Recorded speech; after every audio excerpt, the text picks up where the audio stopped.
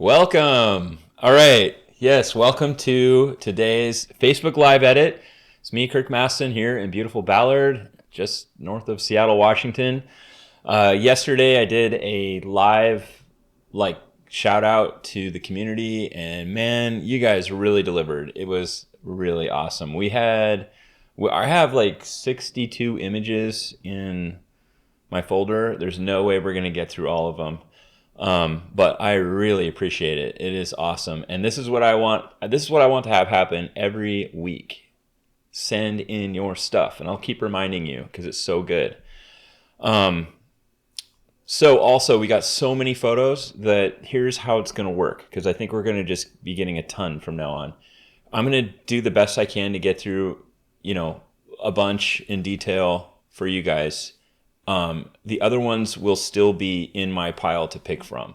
So you may see it next week or the week after or something like that, but I'll do as many as I can. And yeah, it just makes me so happy. It's so great. Okay, so like with every live edit, you can ask questions. Casey's just right over on the other side of this monitor, and he's going to flag me down when there's questions. You ask questions, I'll do my best to answer them. And yeah, I don't know what to say. I'm just so happy. You guys are amazing.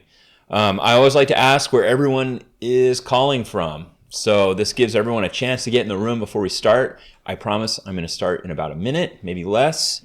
But I love to say hi to everybody right now. And tell me where you're from. Tell me where you are from. I love that part. So we've got Norma Perea. Hello. Thank you for joining us. We've got the fantastic Marcos Valdez, amazing photographer from Mexico. Luvia Phillips, I believe you are from Brazil. I'm just going off of memory here, but yes, I'm glad you're here. Yes, we've got just more and more people joining us. We got 17 people just joined. We got Cindy Wiggs from Illinois. Glad you are here. Thank you for joining us. Hopefully one of your photos is in our little folder here. We got Semi Ludi Sira Matoga from Sacramento, California. Thank you for joining us. All right, and Marcos is saying he is from Querétaro, Mexico. Great. I've never been there. I don't know what part it's in, but I love Mexico. It's one of my favorite places in the world. Gosh, I can't wait until we're allowed to travel, really travel again. I'm going to head down there. I really want to go to Oaxaca. That's kind of next to my list. There's good surfing there. I have a friend who's an artist there, and her boyfriend Edgar, who's an amazing craft cocktail maker. Love to go down there. Elaine Fung is watching now. Awesome. She's from Northern Illinois, from England. From England. Cool. And Yerby Elizabeth Wood, thank you for joining us. Okay. Luvia wants to see Superior 400, Fuji C200, Acros 100 on mine if you get to them. Okay, I'll see if we do. Casey's got some lined up for me, and we'll do those first and then see what happens. All right, and then we got Wale Olubuwale joining us. Thanks for joining us. Okay, all right, I'm going to get started. Again, if you have any questions, let us know. I'll answer them. And this is today's live edit where I edit your photos with the presets you requested. And if you just say any, I'll just use whatever I feel like. Quick refresher, we're going to be using the Mastin Labs 3-step workflow. It's something that sets us above the rest, is that all of the magic is in the preset or style. There's a lot of stuff going on in there, and all you really need to do is just do 3 things. You need to apply the preset or style, adjust the exposure, usually up because digital cameras want to protect highlights, and then adjust white balance and tint to taste, and that's all you got to do. All right, let's do it. Let's get started. Okay, so our first image is from Abul Shah. He's in England. He is a longtime viewer, watcher, and a great community member. I love this image that he sent in. I am in love with this guy's eyeball because the way the light hit it is so cool. It's just amazing. The background color is great. His bow tie is cool. It's just a nice, really nice portrait. Yes. So he didn't specify what he wanted on it. So I thought I'd kick things off by comparing two of the most extreme looks that you can get color-wise, so you can kind of see kind of the full spectrum between all of the packs. This is just one example, but I'm going to do an Ektar edit. I'm going to duplicate this first. So I'm going to start with Ektar 100 from the Adventure Everyday pack. This is Kodak's newest film. It's one of the newest films on the market.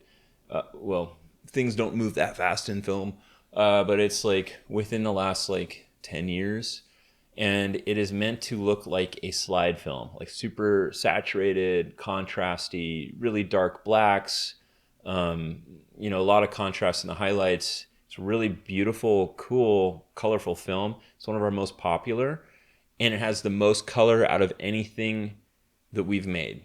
And then the other image I'm going to show you, it's the same image, but I'm going to edit it with Fuji 400H, which is kind of our most mellow look, like pastel, low contrast. It's really popular among the light and airy crowd, and it'll just show you kind of the difference of how those two look and the colors and the tones in a hard light situation. So hard light is when the light isn't to your back and you're not under open shade. I love hard light. A lot of people stay away from it, especially if you're a light and airy photographer, because you can't really get a light and airy look in hard light. But man, it can look so good. And Abul did a great job with this portrait. So, all right, enough talking. Blech. Let's do it. So I'm going to start with Fuji 400H actually, because once you see Ektar, you can't unsee it. It kind of ruins your eyes. Not in a bad way, but it's a lot of color, and then everything else looks broken. We're going to start with Fuji 400H. So I'm going to apply it. Then I'm going to check the exposure and the white balance. One thing people are going to say right away is like, oh my gosh, why is there so much blue down here? All of the Fuji films really have a lot of cyan in them, like the actual film. And cyan is a type of kind of between blue and green. And that color gets really pumped up in almost any Fuji film. It's just the way it's made. If I just go back real quick, I just want to point out that even in this raw file, if you look down here, these shadows are blue. And that's, if you look at impressionistic paintings, which you really should go into art galleries and look at, you know, where art kind of originated. No, it goes way back before then. But anyway, impressionistic paintings, the shadows are blue because the painters could see that the light color in the shadows was cooler, and it really is, compared to the light that hits from the sun directly. It's much warmer. So I just want to point out that these shadows are blue, and that is emphasized with a preset or a film that emphasizes blue. Not that there's anything wrong with that, but I just know there's someone who's going to point that out. Okay, so that's Fuji 400H. I'm going to leave the exposure because it's a hard light photo. I'm not trying to reveal the side of his face. I'm not trying to like go like that. That just looks crazy to me. I don't like it. It loses the intention of it. So I'm not going to do that. I'm going to, whoops. I'm going to leave it as shot because I think Abul nailed it. Next, I'm going to look at temperature and tint. I think it could be just maybe a little bit warmer. So I'm going to warm it up just a little bit. And that's going to take care of a little bit of this blue, because I'm literally changing the Kelvin value in the shadows by warming it up.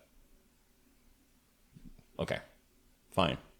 And that is my edit with Fuji 400H. And I think it looks really good. Little disclaimer that I always make is anytime I'm editing skin tones that are not white, you have to take it with a grain of salt, because I am an expert in my own skin tone because I see it every day in the morning in the mirror. And if I was black, I would be better at editing darker skin tones, but I am not. But just take that for a grain, as a grain of salt. I'm going to always do my best, but it's easier to edit your own skin tone than other skin tones. But just send me a comment if you think that it's like crazy, and that will help me do better at it. And that goes with any skin tone that isn't mine. Okay, so that's Fuji 400H. Now we're going to go to the other end of the spectrum. Okay, we're going to go back to everyday.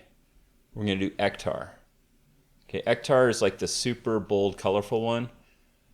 There's this thing that I really believe in with lighting, which is if the lighting is hard, lean into it. A lot of people would think, oh, the light's really hard. There's a lot of contrast, so I've got to do everything I can to kind of mellow out that contrast. Like contrast is a problem. Contrast is just an aesthetic. If you're intentionally shooting that way, if like hard light is your thing. I believe that if you're shooting in hard light, and I think Abul was trying to do this, like work with hard light, lean into that in the edit. So if there's a lot of contrast in the original photo, it's totally cool to lean into that with a preset, or even if you're shooting film that has a lot of contrast, and just really own that look. And I think that it looks really cool when you do that. Like, it looks really good. So here's Ektar. It's very colorful. You can see the shadows are just like pure black. The highlights are pretty bright. In fact, I might decrease the exposure. And that is just a different look for it. But I love it. I don't know. That's just me. We've got Ektar on the left and Fuji 400H on the right. Neither edit looks bad. But again, this is just kind of a pro tip that I think it's worth leaning into the look of the image. If this was a light and airy image, which we will get to in a second, something like this, I'm going to lean into the light and airiness of it. I'm going to use a look that complements the softer light. So it goes both ways. Like, there's hard light like this, which I wish more people would shoot. It's really fun to explore. It's just not popular right now, but it will be, because everything always changes. It's just a different way of shooting. Okay, enough of that. If you have any questions, let me know. I'll answer them for you. But thank you, Abul. Love this photo. All right, on to the next. We've got Kirsten Maverick. Kirsten sent in this photo. I love it. I love it. It looks like, it reminds me of Downton Abbey a little bit, or like a painting, I guess, like an oil painting. I don't know. It's very monochromatic, meaning that it has very limited palette. It's kind of in the beige, nude, rose colors. Her skin, and then this top of this car, and this like little pole here is really cool. I love this little separation between her hand and her face, and there's a little bit of light there. It just draws you right into the middle of the photo. So good job. Looks really cool. Don't care for this guy's arm or whatever this is here, but once we do the edit, you won't care about it. It won't matter. So Kirsten requested Portra. Okay. So Portra, that does work well with these colors. I'm going to do that edit, and then I'm going to suggest a different look that I think you might be interested in. It's a little bit different. Actually, I'm going to give you two looks. Okay, so Portra 160. That's just one click. I think that looks great. Does it need to have an exposure up or down? Not really. I mean, you could maybe go down, actually, if you wanted to make it really moody, or just leave it. I think it was fine how it was. Temperature and tint. It could be maybe a little bit warmer, so I'm going to warm it up just a little bit. And then I'm noticing that her toolie, however you say that, the tulle on her dress is going a little bit green in the shadows, just a little bit. So I'm going to play with the tint slider and just see if it makes sense to try to correct that out. So here's just a tiny, just like I just did the tiniest touch of magenta, and I think that's a nice edit with Portra. So you can definitely go that route. I picked Portra 160 instead of 400 or 800 because I just feel that the kind of classic nature of this photo requires a more subdued palette. And I just know I made these, so I just know that Portra 160 is going to look really good. Yeah, here's 400. It's got a little too much luminance, I think, for this mood. And then here's 800, which is fine, but it's just too colorful for the vibe. Okay, so I hope you like that, Kirsten. Here is what I would recommend. Not that you asked for it, but okay. So we're gonna go back into the Adventure Everyday pack, and I promise I'm not obsessed with this pack. It just happens that I keep going back to it sometimes. Check out Gold 200. So Gold 200, and then drop the exposure just a little bit. Ooh, maybe not that far. Maybe like right about there. And then I'll compare it to Portra. Ugh, all these panels are so big. Get these out of here. Okay, here we go. So on the left, we've got Gold 200. What I love about Gold 200 and the way I've always described it is that it has kind of emerald shadows and warm skin tones, and the contrast is very cinematic. It's very subtle, but it's very cinematic. And I pre-edited this photo a little bit before we started because I had a few minutes. I thought Gold 200 just looked amazing. So I recommend Gold 200 because now it really does start to feel, it feels like a painting. Let me see. So there's before and after, and that's like literally, well, it's not literally, almost a one-click edit. Not that you should ever expect that. If anyone's trying to sell you something saying it's a one-click magic solution, they're selling you up the river, because that's just not possible with today's technology. Not yet. There's no one-click solution unless it's totally garbage, like such a heavy preset or look that it doesn't matter what you did in camera. The reason we can't have nice things, including a one-click magic bullet, is that no preset exists right now that knows the right exposure and the right white balance for where you are. There's no camera that knows exactly what the scene looks like. You know what it looks like. The camera does its best to guess, and that is why we have boiled it down to a 3-step process, which is really only 2 steps, because if you want to use a look, I don't really count that as a step. But as far as like tweaking goes, you have to adjust exposure and white balance tint, like that little zone. I mean, sometimes it's perfect. Sometimes it's a one-click like this. It's like one click and you're done. Most of the time it isn't. That is just the way the world works until we have, I've said this like in the last 10 broadcasts, until we have AI or some kind of neural network in a camera, like in the camera itself, that can make kind of human decisions about where you're shooting and what it looks like, you're still going to have to tweak stuff. I hate that word, just so you know. No one at Mastin Labs likes the word tweak at all. We like to say basic edits, like the basic edits you have to do. Like adjusting exposure and white balance is not, you're not like tweaking anything. You are doing a basic edit. Tweak is like doing drugs. Like if you're a tweaker, that's what I think of. Okay. I'm going to get off my platform. Okay, so anyway, Kirsten, both are good. So here's Portra 160, here's Gold 200. My advice to you is if you have Gold 200, try it on it, and I think you'll love it. All right, moving on down the line. We've got Irina. I don't know your last name, but thank you for sending this in. And there's no specified look, so I'm just going to do what I want. But I just love the moment you captured in this. And it's kind of hard to see until I increase the exposure, but it's really cool. So thank you for sending it in. And for this, I think Fuji pushed might look good, or possibly, let's just start with Fuji pushed. So Fuji pushed is like our Fuji color films, but pushed in development, and they've got a little bit of pink in the highlights and a little more punch. They can look really good with backlit scenes like this. So I think either that or maybe Fuji 400H would look nice for this. But I'm going to just roll with the push pack.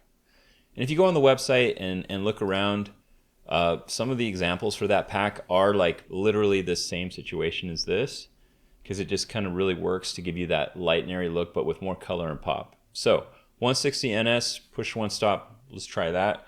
We're gonna increase the exposure. It's a raw file, so never be afraid of the exposure slider. You're not gonna break it. Push it up. Also, the presets that we make and styles that we make, part of their formula is to protect highlights in the same way as film. So if you're ever having trouble editing, 50% of the time it's because you're not used to pulling the exposure slider that far up. And that's what kind of unlocks the photo. So I pulled this up almost 2 stops. It's looking pretty good. And I'm going to just increase the temperature just a little bit. And how's the tint looking? I mean, the neutrals, so these people's shirts, I mean, if anything, they're looking a little bit magenta. So I might just go down with tint just like a tiny bit, like 3 points. And that's before and after, and that looks pretty good. I mean, we are battling lens flare. So lens flare is kind of this ghosty lack of contrast up here, and that can happen when you're shooting backlit, like especially on the beach. But I think it looks really good. We could do a tone profile to kind of bring back in the contrast. So if we do like shadow hard, or maybe all hard. Yeah, let's do all hard. So that brings back contrast across the whole image just a little bit. And then bring up the exposure one more time, just a little bit more. That's looking good.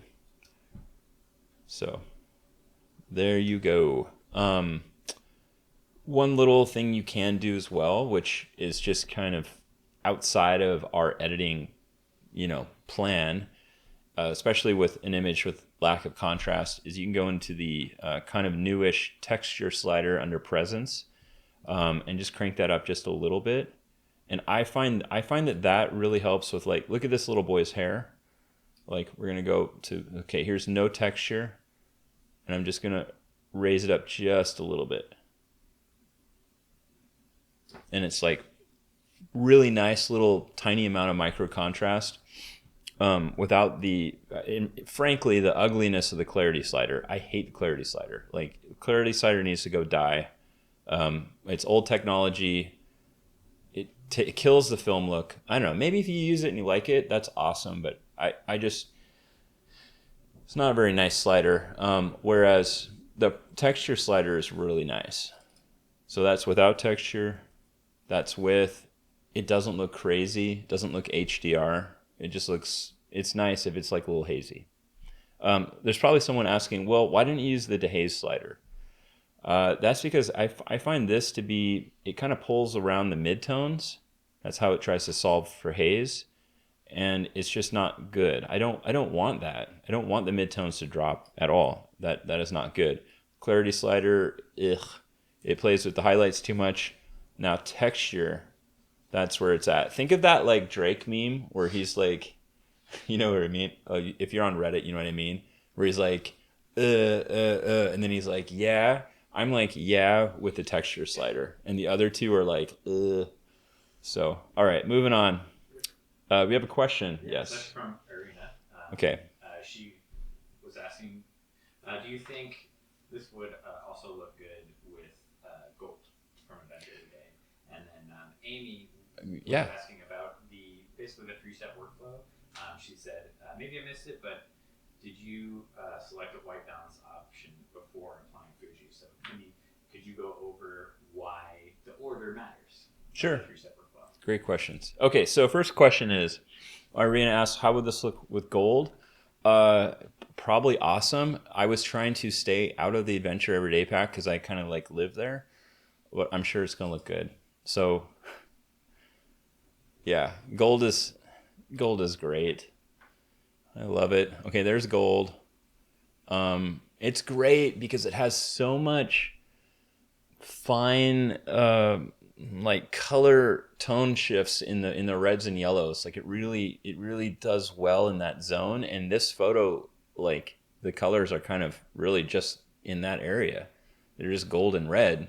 I mean, if you didn't do any edit, that's where all the color is. So I think gold looks really good. I think that's a great question. The other question Amy had was, or not Irina, but another person Amy had, was about the 3-step workflow. And do you choose the white? I think she missed it. She was asking why, why the order? Yeah, basically. Okay, so why the order? The order is because the way that the film presets and styles are made is that they're an exact copy of the actual film, and most films have a base starting white balance in them. They don't all start at the same place.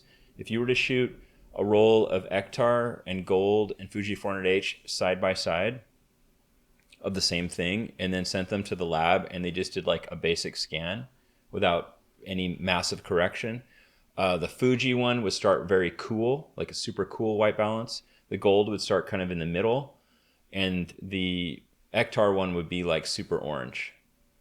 And that is, our God is like film. We don't just make shit up, we don't make stuff up. It's very important to us that it matches something that exists. So that is why you don't do white balance first. You apply the look first, then you adjust the exposure, because exposure can affect color a lot. And then you do white balance and tint. And tint is the very last part because that's the most subtle part and the most difficult part. Unfortunately, we have to do that again until cameras can think more like humans when they're taking the photo. So I hope that helps. I hope that answers your question. All right, so we got this photo by Joy Phelps. Thank you for sending it in. And Joy asked for Gold and Portrait Pushed. Those are very different looks. But I'm happy to do it, and we'll see how it goes. Gold 200 is like a rising star. There's a few people in our community who edit primarily with Gold. We've got Mohammed, whose work I really love a lot. And then we've got Christina Quisenberry, who does a lot with Gold. And if you're in the group, you should, search for them. Gold is really good. Gold's kind of like very versatile. So let's see. Okay, there's Gold. I did not adjust the white balance first, just applied the preset. That's step 1. Step 2 is the exposure is too hot. So we're going to bring that down. And if you're seeing like her forehead's too bright or the shadows are too dark here, we'll get to that in a second with the tone profiles. That's how you want to control contrast with our system. So that's Gold 200. Lower the exposure. Okay, how's the white balance doing? Let me look around. If you've watched some of my other videos, my advice to you always is, if you want good skin tones, don't look at the skin. I know, it's very intriguing. That's why you're going to watch the other video. I look at other neutrals to get the color balance right, the white balance right. So like this little boy's t-shirt, I'm going to assume that it is gray. So looking at his t-shirt, is it too yellow, too cool, is it too magenta, too green? It looks exactly correct. So I am not going to touch temperature and tint. I know that right now the camera got it right. Like a million monkeys typing are eventually going to type something that makes sense. Sometimes the camera gets white balance like totally perfect and it looks really good. So I'm not going to touch it. So there is no step 3 on this one. However, I am going to show you the tone profiles. So the tone profiles are extra settings that come from the Fuji Frontier SP3000 scanner that we make everything on, make things from. And these tone profiles are meant to solve contrast and lighting problems on real film scans. So we also have them in every pack. We have many imitators, but there's only the original. I love how other people are starting to do this too, but it is very useful. It's give them different names, but this is very useful. So the highlights like on her face and on the top of like the bridge of her face here, and even there's not much information in the sky. There may be a little bit. That can all be brought back with a tone profile without ruining the film look. So you do that by using like highlight soft. So see how I roll over it? And it's just so subtle, so subtle. Subtle is very hard to do. Subtle is hard to do. This is subtle, and it matches how the film scan would react. So I would bring down either the highlights like that, or if I wanted to even, if I wanted to even it out, the contrast even more, I would do all soft, which would bring up the shadows and bring down the highlights. So let's see how that looks. So you can see like under her neck, it's a lot brighter or a lot more detail. I think I kind of actually like the shadow amount. So I'm just going to do highlight soft and call it good. So there's before and after. You can see that kind of emerald jade color in the shadows, and that falls mostly in the trees back here and in the greens of the plants. Their skin tones remain warm, and that is kind of the thing about Gold 200.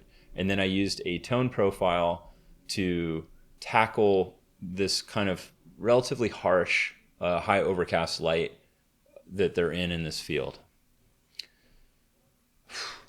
All right. It's a lot of stuff. I love that photographers are like just zoned in on this. They're like, this is super interesting. But if you showed it to your partner or somebody else that's like not a photographer, they're like, this is the most boring stuff ever that you're watching right now.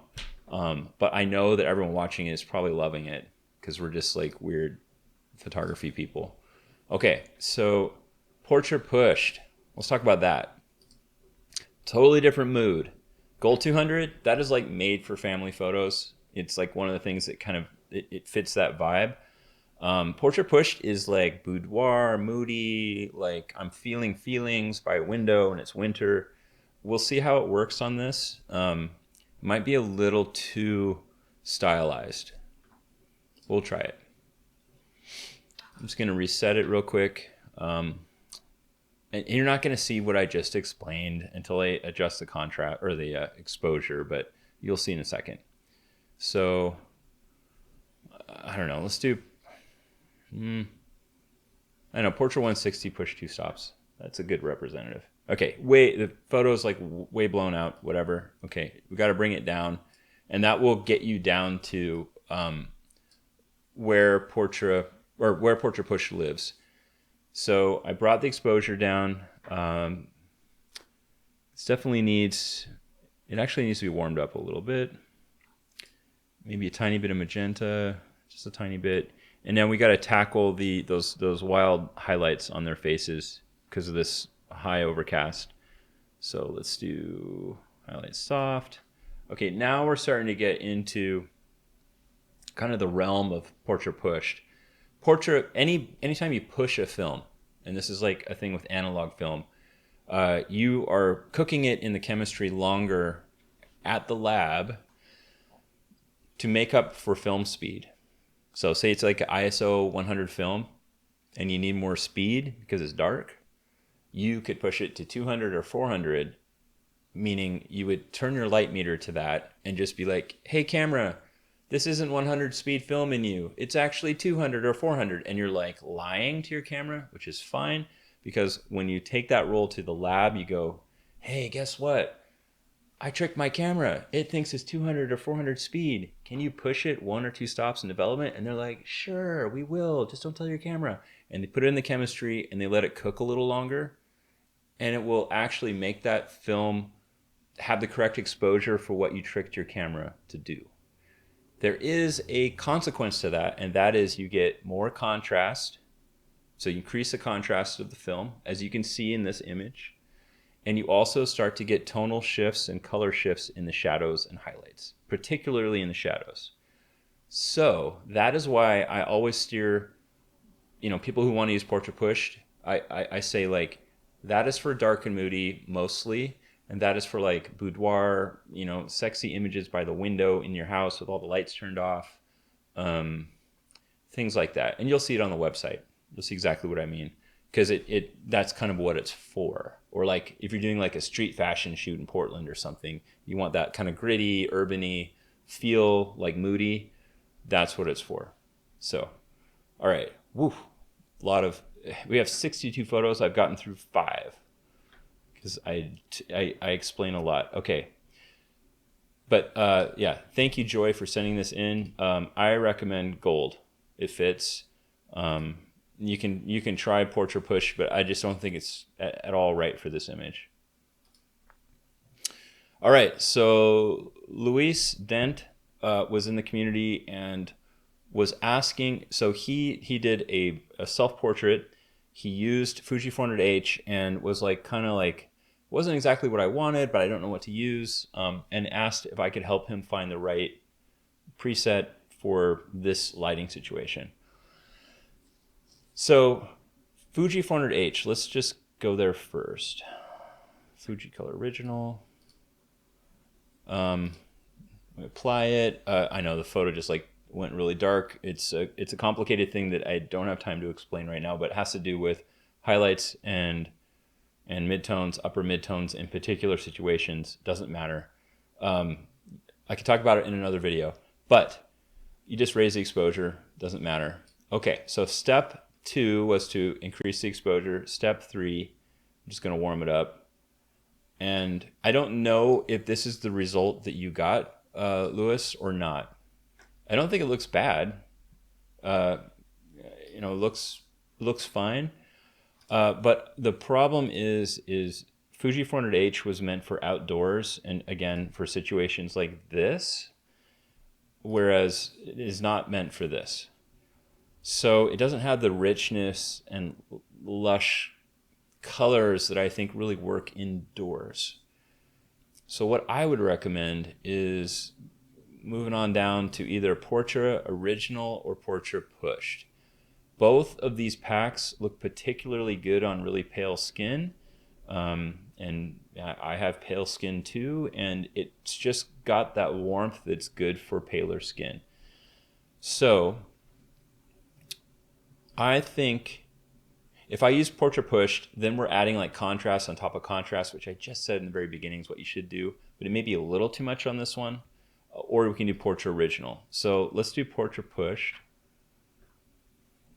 Okay, Portrait 160, drop the exposure down just a little bit. That's fine. I mean, I really can't see, you know, compared to Fuji 400H, that added contrast made a lot of detail disappear. I think what I would do instead is I would pick a portrait out of the Portrait Original pack. So, oops, there you go. Bye-bye. Let me just make a copy. Let me just copy this over. Okay, I would just do like maybe, I think Portrait 800 looks really good. So Portrait 800 is the most colorful of the 3 Portrait films in the Portrait Original pack. It just has a little more orange and yellow in it, or more saturation in those tones and less luminosity. They're not so bright. And that seems to work well in this situation. It complements you, complements your skin tone and the environment. So let's compare these. So on the left we have Portrait 800, and on the right we have Fuji 400H. And that little extra warmth from a portrait film is good for you until it's like summertime and you've been outside for weeks. It's just good for your self-portrait. And it's got the right amount of contrast. So I hope that helped. I love very particular questions like that. And I'm here for the community. I'm doing this because I love you guys, and there is no bad question ever. In fact, I prefer the questions that you may be hesitant to ask in other communities, because the Mastin Labs community is about helping everyone, no matter where they are on their journey, because we all start at the same place. We're just at different points. So it's never a bad question. I remember when I was starting out, I got shut down so many times by pros who were trying to like guard their secrets. That's just not the way it should work. It doesn't work that way for us. We're all helping each other. So we are here to help you. Okay. Question. More of a statement, but Jose Medina, shout out to Jose. Yes. Would love to see some Ilford on this image. Oh, well, Jose, have I got something for you? Because that was exactly what I was going to do. So Jose Medina is like our superstar. Like, so we have the Seahawks. Have you heard of the Seahawks? It's a football team. In the States, football, we play with our hands. It's weird. It doesn't make any sense. We also use a system that isn't metric. I don't know why. It's so dumb. But anyway, I digress. Jose Medina, you're our 12th man. Look that up. So there's 11 people on a football team.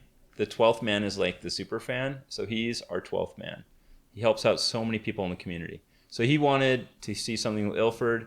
Sarah Helm sent in this awesome photo. I love the feeling in it. I love like real moments. It's really nice. So we're gonna combine these two things into our next example. We're gonna use a black and white look on this wonderful photo. Ilford for Jose. Okay, so I looked at this and I was like, what, where should we take this? It's shot like in the blue hour or the very end of the blue hour, so the sun is set. It's pretty dark.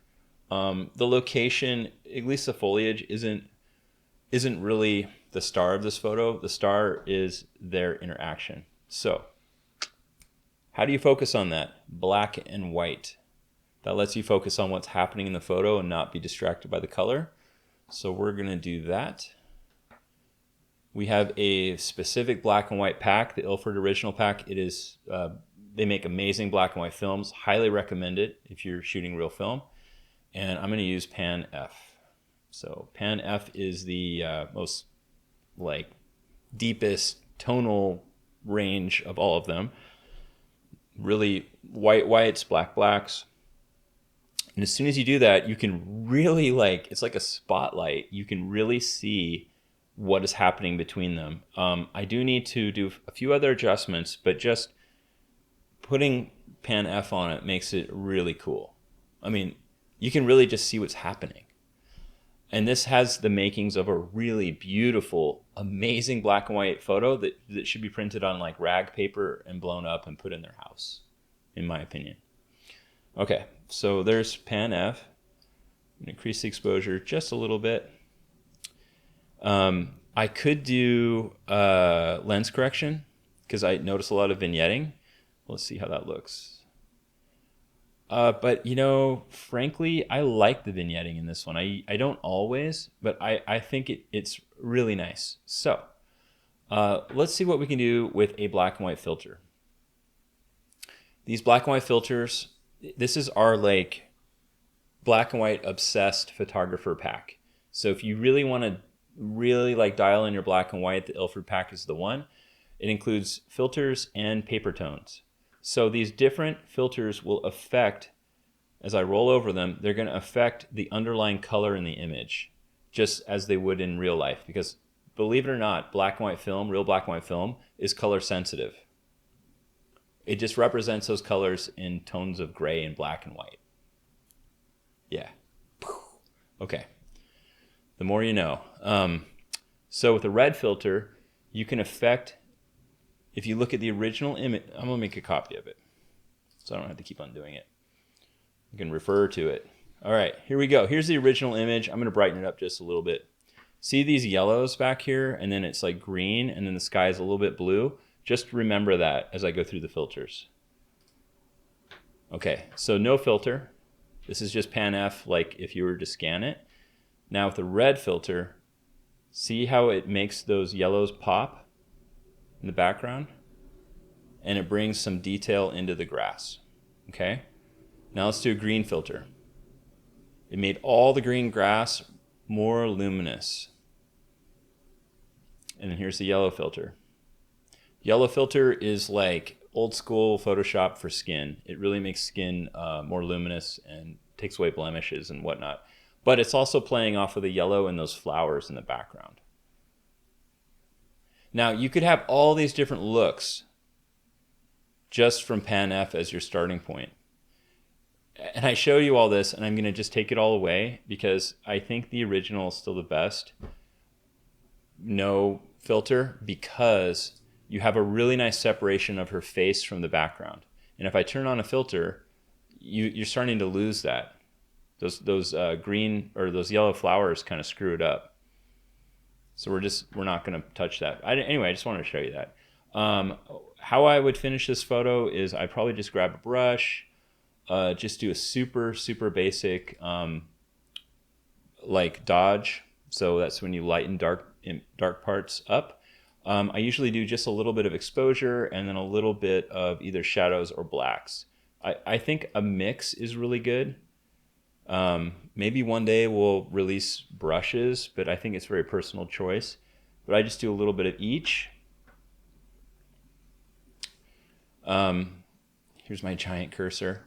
And now I'm just going to dodge and burn just enough to like separate them at key points from the background. You've got to be really careful when you dodge that you don't create like halos, because they don't look good. They look amateur. So I'm going to do flow of like 70. I'm going to feather it a lot. I don't recommend auto mask. You can play with that if you want, but sometimes it's good. And then I just kind of go around, like I want to see a little more separation of her hair from the background, just a little bit. I want to see some separation between her shoulder and her hair. So I'm just going to go in here just a little bit. And right here would be nice.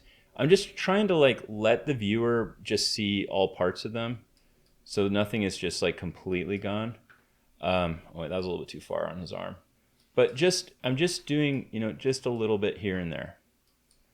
I am by no means a dodging burning expert. I mean, I did this in an actual darkroom, and you don't have nearly the control you have in Lightroom. So I'm like grateful for small, amazing victories like this, but and there's probably people watching who are just amazing dodging, you know, at dodging and burning. I think I'm pretty good. I'm not the best, but you know, whatever. So there is, I'll just turn it off and on so you can see it. So that's how much dodging and burning I did. Just a little bit. And you see how it just separates them from the background? Oh, that's too much. Just a tiny bit. Like that. And that, my friends, is how I would edit this photo. It's killer. I love it. Okay. Do you have any questions? We have a question.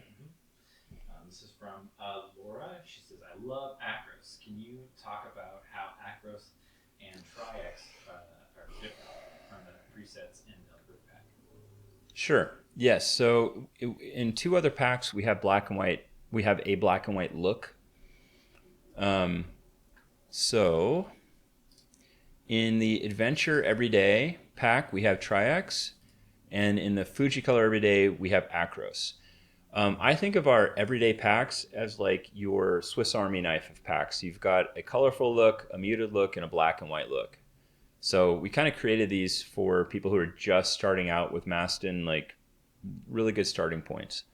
Acros is awesome. I love it. It's a very low-key black and white look.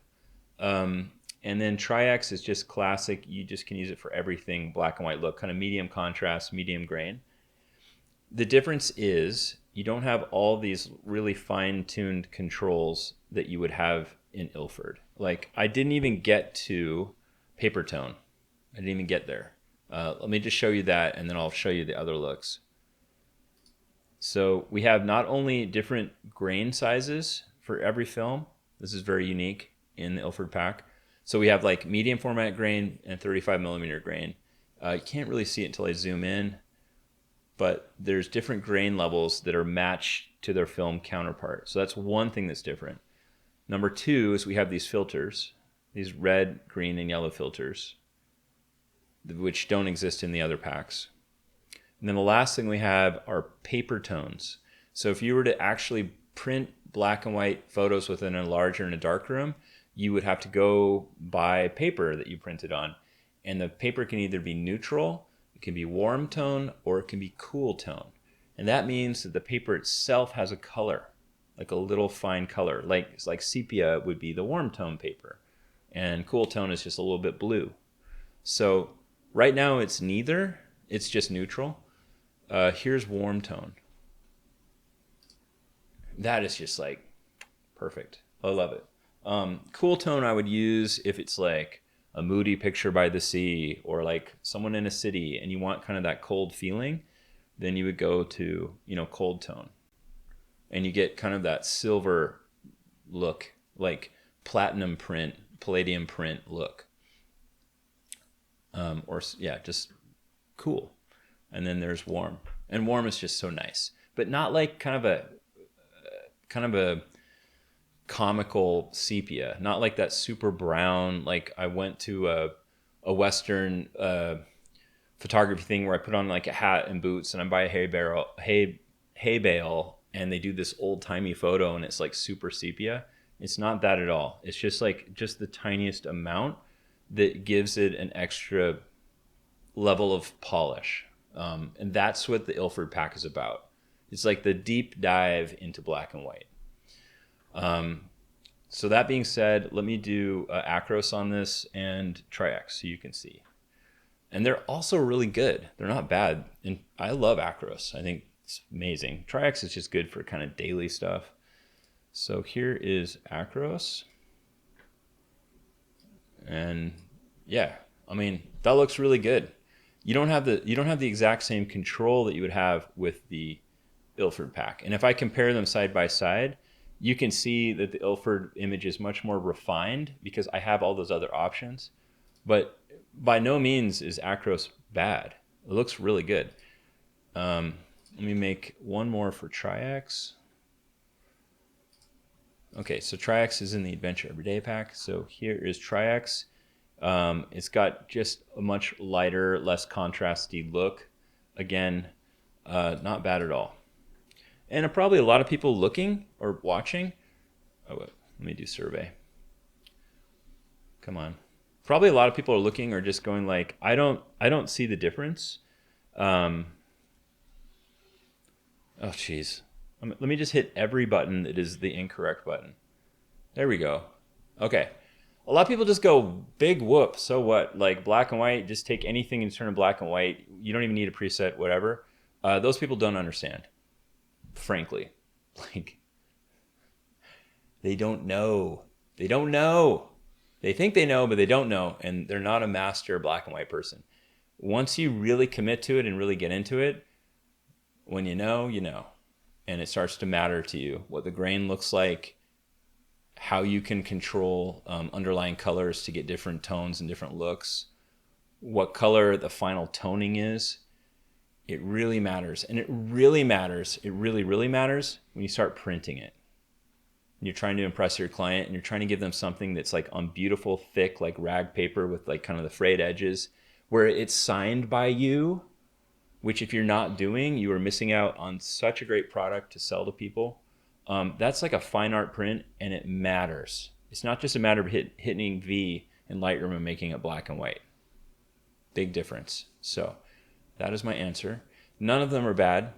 The everyday packs are a great starting point and they both give you a very solid black and white look that is far superior to just making something black and white by hitting, convert to black and white.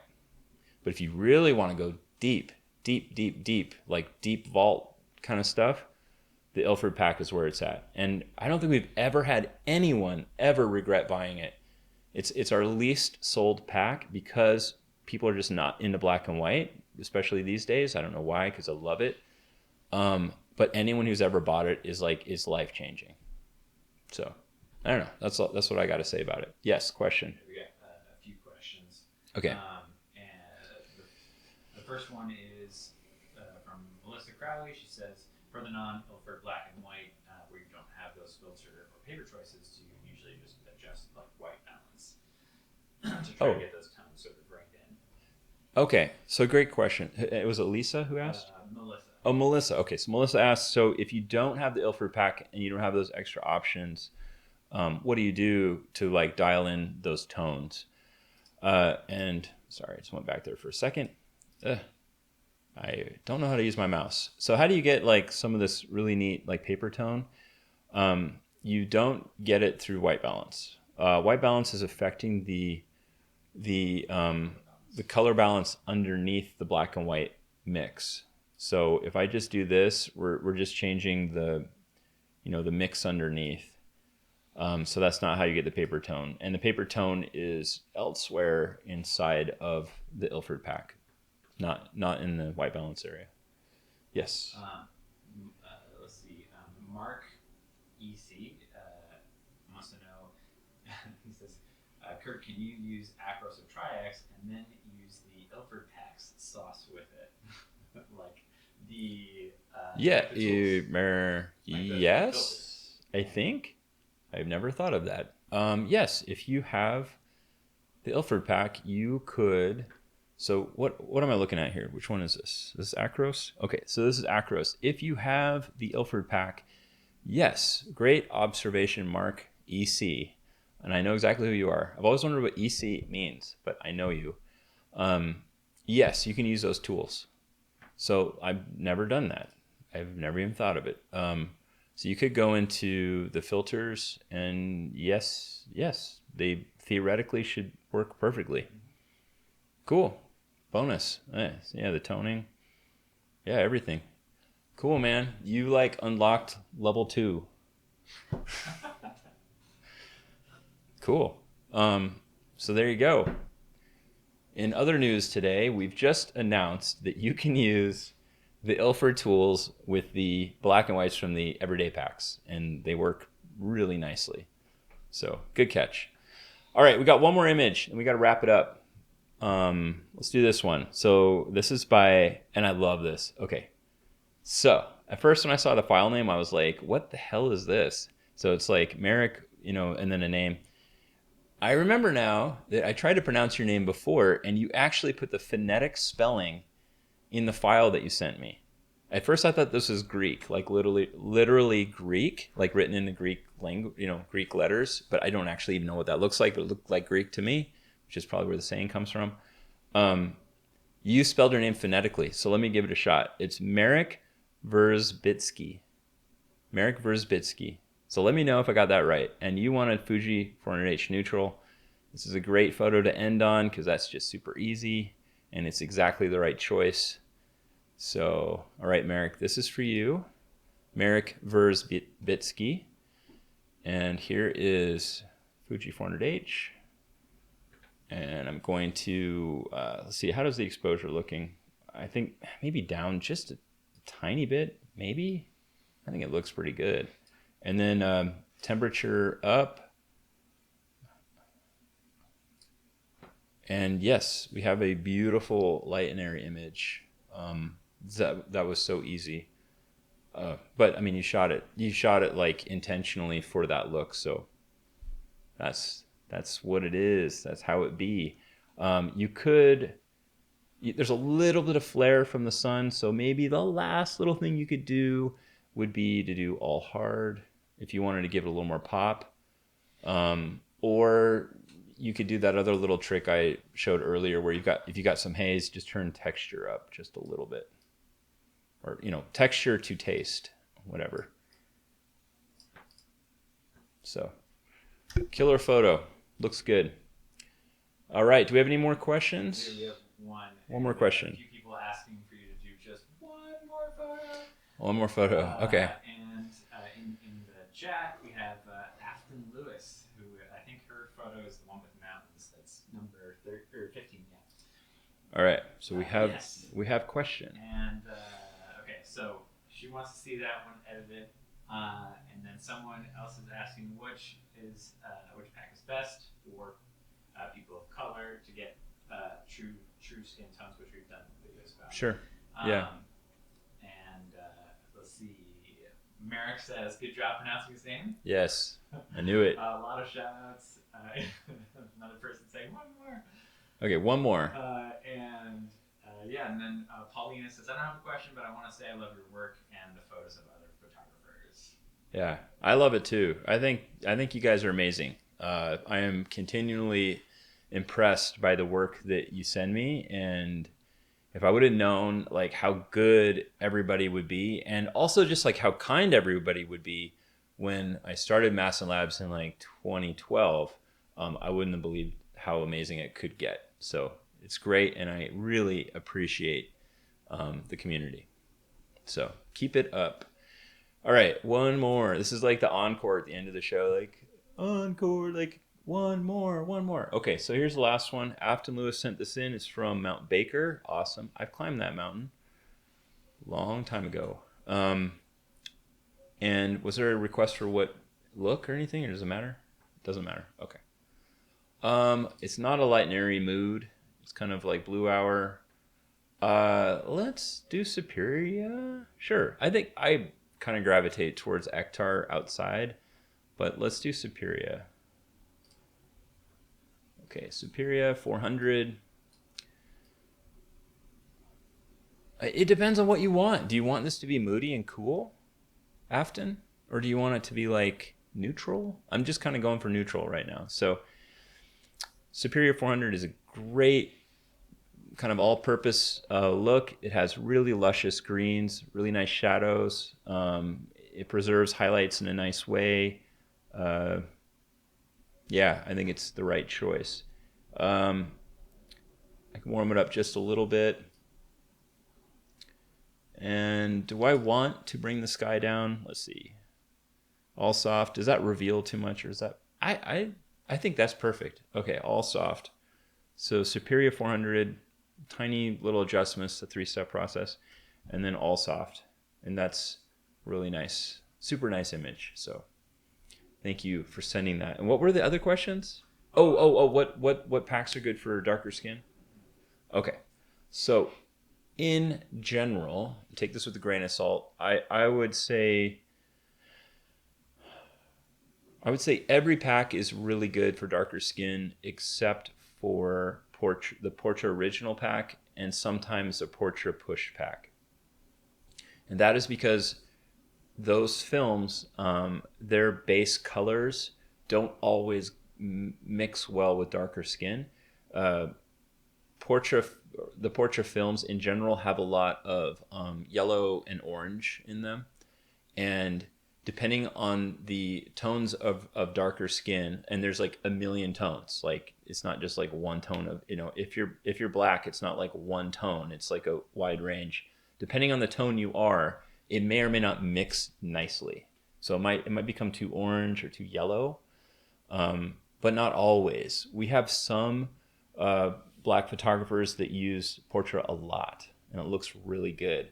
I would say my favorite from the best that I can do or know is I always like Ektar, looks really good, and Gold 200. And if you're curious, look up Muhammad in the community, and you can see how he uses gold on black skin, and it is really, really nice. Does a really good job. So that is my opinion. But it's totally, your mileage may vary. And we have another photographer named Tyrenda Pentecost, fantastic photographer, and she uses Ektar a lot, and she uses Fuji 400H, and she does a really good job with those. So I'd look up her as well in the group. You just search Tyrenda. There's only one Tyrenda. She's awesome. You'll see her work, and you can decide. So I hope that was helpful. Anyway, if you enjoyed this, be sure to catch all of our episodes. You can find them on YouTube if you're not already watching this on YouTube also. And if you are, be sure to like and subscribe. Also, we do live questions while we're doing this. But if you want to get in touch with us outside of a live session, you can always go to m.me/Mastin Labs. Wait. I've been censored. You can always go like right here. Right here. And ask us questions, or just be in the group. If you don't own anything from Mastin Labs, it doesn't matter. We welcome you with open arms. You can go to our community, join, and you can even drop in raw files where the community will edit them for you and show you what is possible before you buy if you are on the fence for any reason. So I hope that helps. And until next time, have a great day and happy editing.